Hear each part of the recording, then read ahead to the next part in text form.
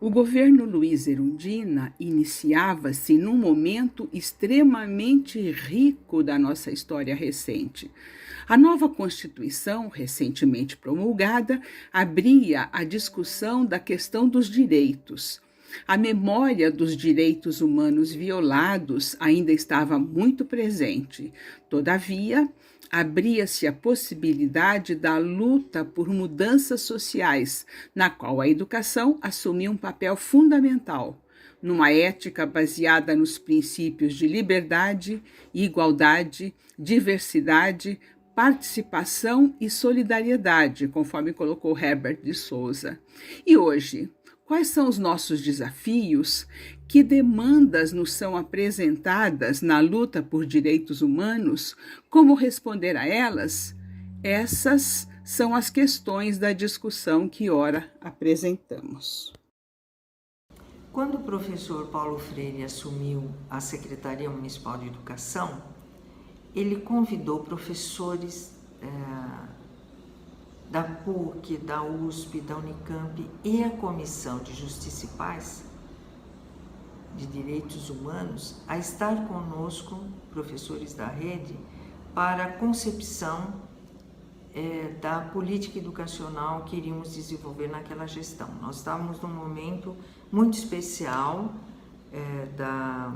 do Brasil, nós estávamos no momento da redemocratização do país e havia em todos nós uma vontade política muito grande de fazer um trabalho de educação popular na cidade de São Paulo. Nessas discussões, nós, de reorientação curricular da rede, nós apostamos em dois grandes caminhos. Um caminho em que nós estimularíamos as escolas a fazer projetos próprios ou aderir ao projeto de interdisciplinaridade via tema gerador, e o caminho da formação permanente, de um programa consistente de formação permanente. E a Comissão de Direitos Humanos nos ajudou, esteve conosco nesses dois caminhos. O professor Antônio Carlos acompanhou o projeto da interdisciplinaridade via tema gerador e organizou cursos que foram oferecidos aos professores da cidade de São Paulo, das escolas municipais. Esses cursos eram dados nas próprias regiões. Nós tínhamos 10 núcleos de ação educativo, né, espalhados pela cidade, e os cursos foram oferecidos nessas regiões. O interessante é que os temas que eram discutidos eram temas urgentes que precisariam ser discutidos e que não haviam sido discutidos até então. Eu peguei aqui um relatório daquele tempo e tem aqui indicado alguns desses temas. O que são direitos humanos, né? Preconceito e discriminação, o Estatuto da Criança e do Adolescente, que também era tinha sido promulgado recentemente, a violência introjetada, direitos humanos em América Latina, a dívida externa. Então eram temas bastante importantes e que eram desenvolvidos por pessoas muito gabaritadas para isso, né? Eram convidadas pessoas, para vocês terem uma ideia, que eram da Comissão Justiça e Paz e que vinham trabalhar com a gente. Professor Dalmo Dallari, professora Maria Vitória Benevides, Antônio Carlos Cesarino, Paul Singer, Ricardo Pocho, Milton Santos, Fábio Comparato. E os professores gostavam muito desses cursos porque eles aprendiam muito com essas pessoas. Que direitos humanos é um tema transversal. Como já foi dito aqui, não seria uma disciplina à parte, mas algo que, de uma certa maneira, unisse através do que as próprias escolas elegessem como um tema gerador uma tomada de consciência e que se transformasse em ações concretas. Então, a ideia do transversal vem da própria concepção que se tem de educação. Educação muito mais do que a transmissão de conhecimentos, saberes e técnicas, mas formação. E essa formação que visa, além do conhecimento, é óbvio, atingir mentalidades, que é o mais difícil. Porque essas mentalidades atingidas com a temática ampla de direitos humanos visam estimular comportamentos, atitudes, a negação de preconceitos e que vão se transformar em ações concretas. Eu fui amiga e me honro muito disso de Paulo Freire. E uma vez, discutindo com ele sobre Anísio Teixeira, nós conversamos sobre uma ideia de Anísio Teixeira, ainda nos anos 1930, de que as escolas públicas deveriam se adaptar à realidade local, à realidade regional, e não serem de uma homogeneidade de norte a sul, do país de leste a oeste, um país com dimensões continentais. E como ele gostava de reler Anísio Teixeira, que depois foi perseguido e esquecido, e muito tempo depois foi reavaliado. E essa ideia dele da educação como formação está ligada à realidade de cada escola, é muito importante. Nós tínhamos alguns autores importantes na Comissão Justiça e Paz ao discutir o projeto. Um deles, nós já falamos, é o Pérez Aguirre, uruguaio, cujo livro nós traduzimos. Outro é o Abraão Maguenzo, que também tem uma formulação muito boa de educação em direitos humanos a partir do que ele chama do incidente crítico. Um incidente crítico que acontece numa escola e que passa a ser discutido independentemente das aulas. É o que discutem nos recreios, é o que discute nas famílias, etc. Hoje nós sabemos há uma quantidade imensa de incidentes críticos que poderiam servir como gatilho para o tema dos direitos humanos. Sempre no final do curso, Antônio Carlos propunha atividades para que eles se reunissem e vissem como esses conteúdos desenvolvidos no curso poderiam chegar às salas de aula, né? Poderiam ser debatidos em sala de aula.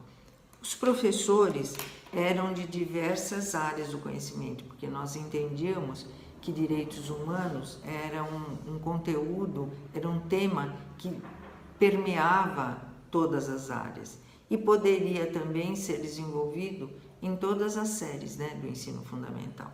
Aí os professores discutiam e nós fomos percebendo que a questão dos direitos humanos começou a entrar na discussão pedagógica das escolas, na discussão curricular das escolas.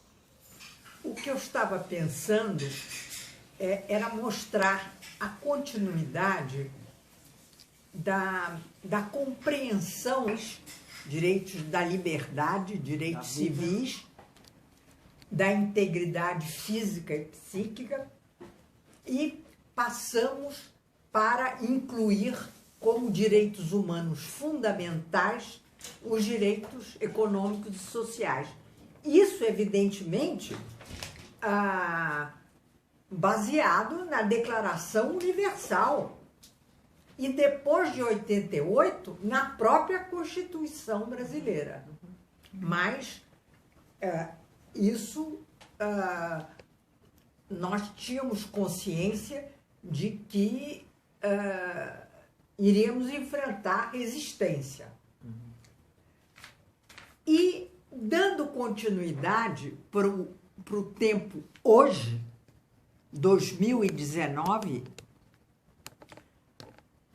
nós temos uma compreensão bastante clara o que é importantíssimo para a educação como um todo, de que democracia e direitos humanos são processos históricos.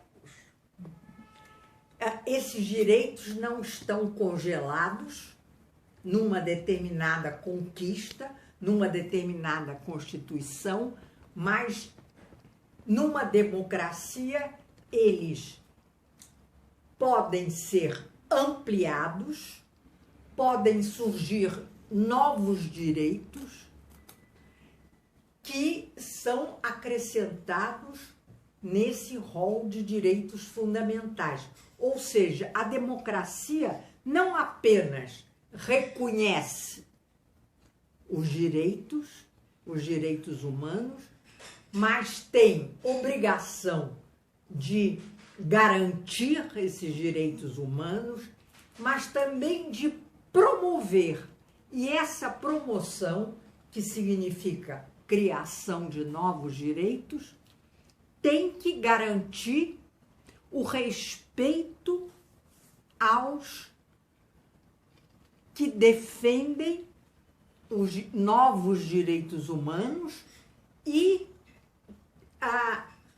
a sociedade e o Estado têm que garantir espaços públicos para reivindicação desses novos direitos e formas que garantam o exercício desses novos direitos. Então, hoje, além dos direitos individuais, das liberdades públicas, de associação, de opinião, de expressão, sob todas as formas, os direitos econômicos e sociais, nós temos hoje já reconhecidos pela imensa maioria os direitos ambientais, os direitos ligados a questões de gênero, de orientação sexual e questão de gênero, os direitos dos povos e os direitos ditos planetários, ou seja, a universalidade dos direitos. Então, nós vemos o que, num contexto educacional, é muito importante, como que os direitos partem do indivíduo para grupos sociais, direitos sociais e econômicos, num país como o Brasil, cujo maior problema é a brutal desigualdade. Então, são direitos de grupos específicos, crianças, mulheres, negros, desempregados, os pobres em geral, portadores de deficiências, grupos LGBT, ou seja, direitos de grupos, direitos de povos e direitos da humanidade. Um exemplo disso foi a apresentação nos congressos municipais de educação de relatos de prática de professores da rede falando como eles desenvolviam questões dos direitos humanos nas salas de aula. Então, e além disso, a comissão também oferecia o material que eles possuíam aos professores. Eu lembro que tinha uma coleção que chamava Direitos Humanos e, então, tinha Direitos Humanos e Medo, era Marilena Chauí. Direitos Humanos e AIDS, Betinho. Direitos Humanos e Literatura, era o professor Antônio Cândido. Enfim, esses materiais também ficavam à disposição dos professores. E o que eu gostaria de finalizar era dizendo que esta assessoria de direitos humanos, ela ocorreu desde o início da concepção da reorientação curricular na rede municipal e nos acompanhou no desenvolvimento, ajudando no trabalho de formação permanente e também esteve conosco na avaliação. É dessa forma que nós entendemos que uma assessoria deve proceder junto às escolas públicas. Então, a gente só tem a agradecer à Comissão de Justiça e Paz e a todos esses docentes, ao Antônio Carlos, que estiveram conosco neste momento tão importante da cidade de São Paulo. Eu participei daquele primeiro grupo das 115 escolas municipais de professores que eram liberados do seu trabalho, por isso que esse projeto só pôde ser no contexto de um governo democrático que entendia a importância disso, que foi o governo de Luiz Erundina. Os professores eram liberados para assistir essas aulas.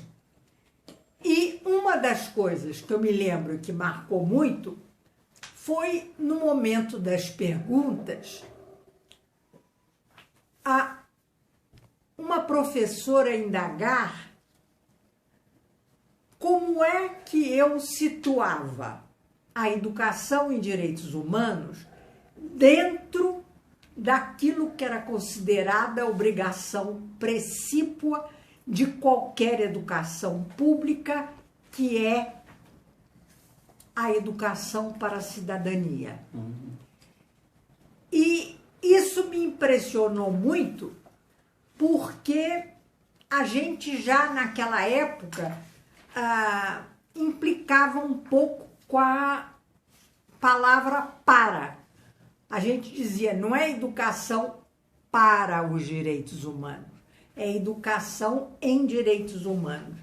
E essa vocação precípua que existe em rigorosamente todas as legislações referentes à escola pública, municipais em todo o país, seja o governo que for, de esquerda, de direita, mais ou menos, tem sempre a educação para a cidadania. Mas é evidente, o que eu tentei responder, é que a educação para a cidadania num governo democrático como o de Luiz Erundina é muito diferente de um governo não democrático ou um governo que é indiferente. Então, eu lembrava que educação para a cidadania pode existir em qualquer governo. Qualquer governo que seja mobilizador, por exemplo, um governo fascista como o governo de Mussolini, como o governo hitlerista, foi extremamente mobilizador e extremamente extremamente formador para a cidadania. Mas que cidadão que formava? O cidadão fascista e o cidadão nazista.